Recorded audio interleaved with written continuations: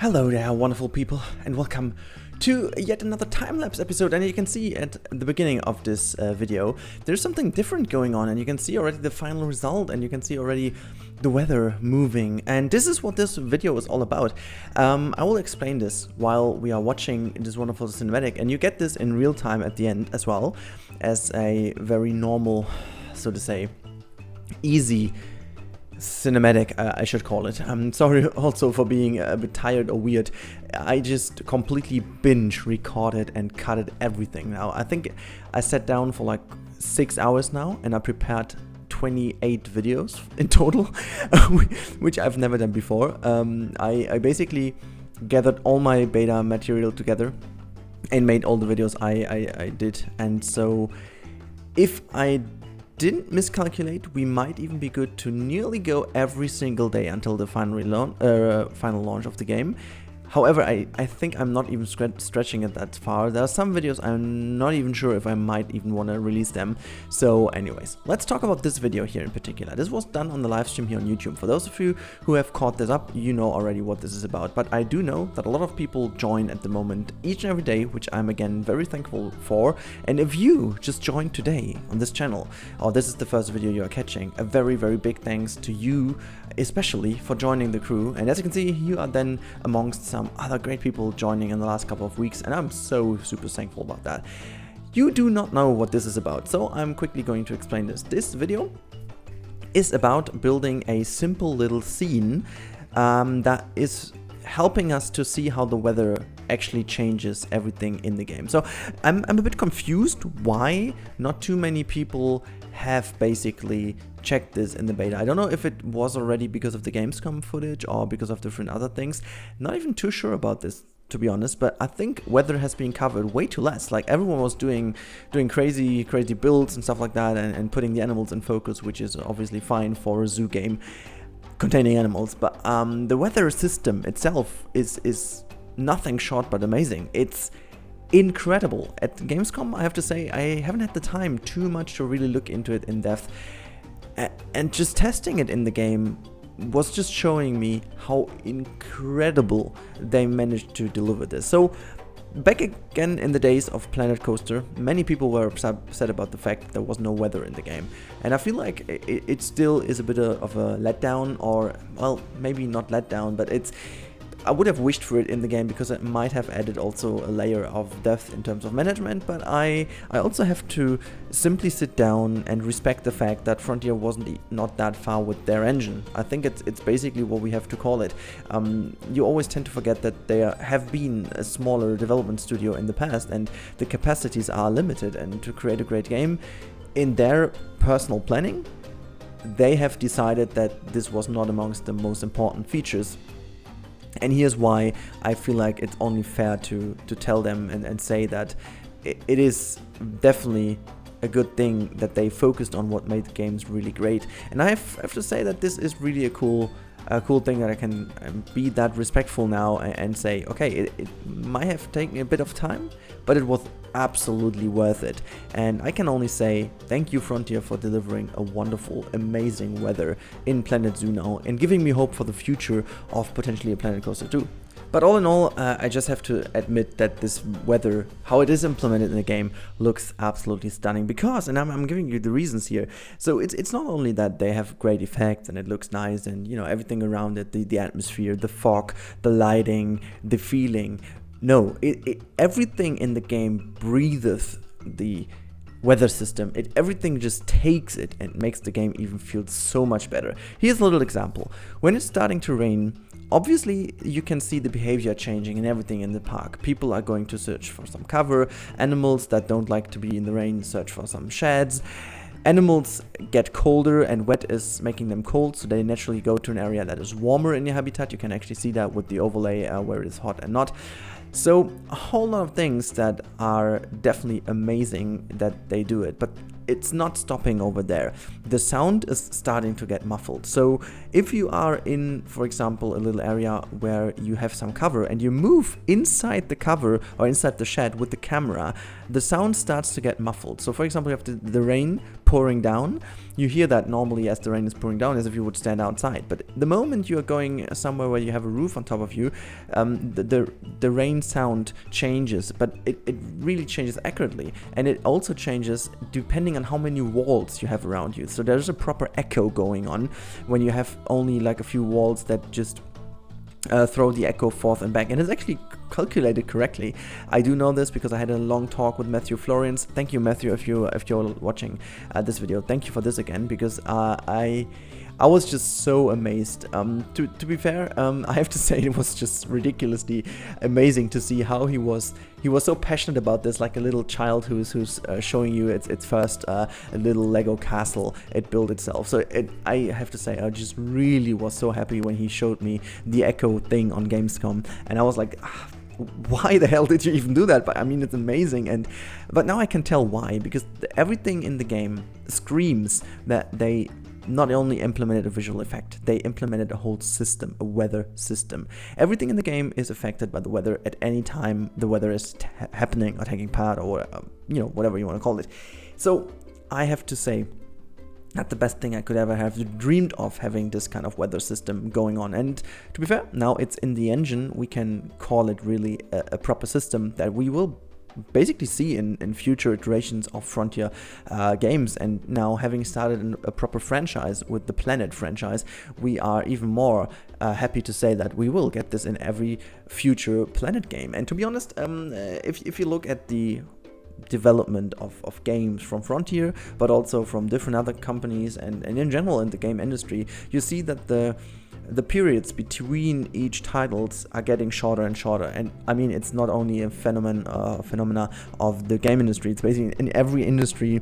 The periods and the time frames between two products or two services or whatever, it's getting shorter and shorter. So we can actually say that, the basic and the foundation of a thing is the most important thing. And I have to say, if I would be Frontier, I would definitely go and develop even more franchise games of the Planet franchise, because the foundation for each and every single game is getting better and better. So each time you move into a new game, the systems and all the great stuff from the previous game, which might not necessarily be the same genre in itself. I mean, okay, given the fact that Planet is definitely a franchise for management simulation games, it definitely would be. But I mean, like, if you have a zoo game and the next game would be, I don't know, a hotel simulator or whatever, you still have the same stuff in the game. You still have all the systems now with the viewing angles, with the stuff, with the weather, with everything like that, and you can always build on that. So this is why I'm so freaking amazed and happy about the weather system, and I'm still wishing for a Planet Coaster 2. To be honest, I would die for it. It would be absolutely insane to see a game that I have basically binge played for the last 3 years in a new iteration. And 3 years felt very, very short, because I enjoyed the game. I still enjoy the game, but it's not even feeling short. It is actually a short amount of time, given the fact that we waited, how many years? 12 years for a new roller coaster simulator game? Wait, Roller Coaster Tycoon 3, was it 2004 or 2003? I don't even know. Let me quickly check that while we're recording. I'm not even sure which year it was. Roller Coaster Tycoon 3. When did this game release? It was in 2004. I'm not even that bad. So yeah, we waited proper 12 years for a new game, and so 3 years is, like, I mean, it's not going to be released this year, but I'm just telling you that there would be, from the old calculation, there would still be a time frame of proper 9 years until the next iteration comes. I'm pretty sure that this doesn't happen. If there is a second game coming, it's definitely coming sooner than 9 years time. So yeah, the point I was making is it's a short amount of time, and it's everything getting shorter, but the foundation is absolutely insane.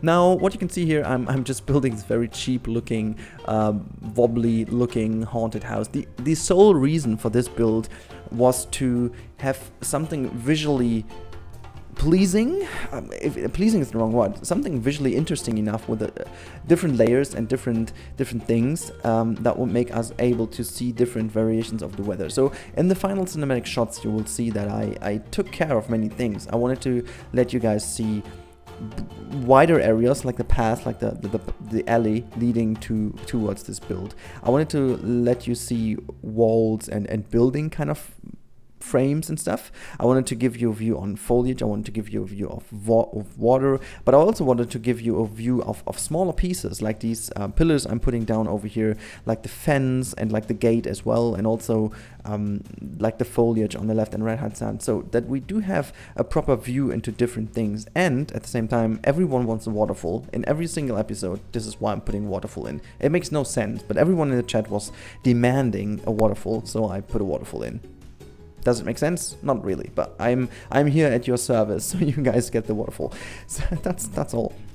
Now the cool thing about this entire build is that I have to say, in the end, the building looks a fair bit better than I would have expected after exactly an hour of building time. So the stream was a bit longer, but with all the crashes, or not that many crashes, I had some crashes in between. It wasn't even a crash. I have to be fair here. It was only that the X key wasn't working for the different gizmo modes. That's what I'm like. Anyways, so yeah, it was looking a lot better than I thought, and I think it's down to the game, because the game makes things look so much better than it could have been in Planet Coaster already, because the game looks even better than Planet Coaster. It's just, you know, playing the game you don't notice that, but going back to Planet Coaster, which I've just done yesterday evening, makes you aware of the fact how much of an improvement visually the game is. So yeah, again, from screenshots and stuff, you don't really tell this, but you can't tell this, but if you see that in the game, it's just insane. Yeah, here you can see, this is already the final setup for the different viewing angles. I was just putting some more stuff in here to the left and right to get the right framing done. It's almost like building a scene for a movie. I was just covering up a few more of these wider areas that, you know, remained untouched the whole video, because I just figured that this needs to be filled in. And then I did a last check that everything runs fine and doesn't crash. I think it was again because of the X, and I was just wanting to put some stuff in. But then I figured, you know what, I'm just dealing with what I have at hand, and I just didn't want to start again. So yeah, here you can see this is the final frame, and as I said, there was a high hope for me that we could potentially have as many different visual elements in this one frame, in this one scene, so you guys can really actually touch on all the things. And yeah, now we will go into the actual cinematics at the end of this video, and gonna quickly talk about those. Alright, here we go. It's all dry, it's all sunny. This is the LA, how it looks like. Everything is looking fine for now, and now we're waiting for the weather to change. You can see already the clouds moving, and there you can see the first raindrops trickling down. And it's nice to see how this all starts. You can even look at some of the little elements on the gate to the left and right hand side. You can actually see that the rain is actually properly pouring down from some of the iron elements in it, and actually there is more or less rain falling down from over there. It's absolutely crazy. You can see how the texture and how the whole shininess or the you know, the glossiness of the ground texture is changing, but very correctly, you know, depending on the light that is touching down. You can even see the shadow changing in terms of how strong the shadow is. It's insane. You can even see like little wind dusts going on, or busts, or how I want to call this. It's really nice. Now I changed it to snow, and you can see even though it stopped to rain, you have still a little bit of wet texture on the ground. Now you can see the snowflakes starting to, you know, meander down, just falling down. You can see them getting more and more, which I also loved. It's really nice to see, and now the real magic is going to happen in this shot. I want to say it is absolutely amazing what's happening. So we know already that it takes some time until the snow starts to stay on the ground, because the ground has to be cold enough. So it's about the temperature. Now it's starting to build up on the ground, but it's not only building up on the ground. Now look at the iron parts to the left and right hand side of the gate, and also look at the pillars and the little things on the alley. Just look at those things. You can even probably see that there's less snow because it's the gate, and there is a little bit less where it could trickle down, so there's another element above it. I have no words for it. It properly even recognizes the smallest pieces on the gates. I just have no words for it. It's just absolutely perfect. Also, just look in the back to the roof of the building. You can actually see that around this middle piece, where there's the second roof layer on top of it, it actually is less snow towards the center, where you would have realistically also less snow because of a bit more warmer, and also because of the roof on top of it. I just don't know. It's just insane. Also, you can see from the trees that some trees that have wider leaves have more snow covered on them, and also in comparison to those ones that are directly right and left to the alley. I don't know, it's just insane. Then I changed the weather back to just cloudy weather, and you can see it's changing ever so slightly. The image is changing, the whole lighting is changing again. So yeah, I have no words for it. It's just everything about the weather effect seems to be perfect. Now, I have to say, if I would need to search for a little criticism here, the only little thing I would have is the fact that I think it's still too quick in terms of build-up. So I would love to have this was real time, by the way, not speed it up. So I would love to have maybe an even longer delay until things start to build up. So that's the only little criticism. Anyways, I hope you enjoyed this little bit of a different video. And now, yeah, enjoy your day. Hope to see you in the next episode. And make sure to check out all the other Planet Zoo content. There's quite a bit more coming. So stay tuned and bye.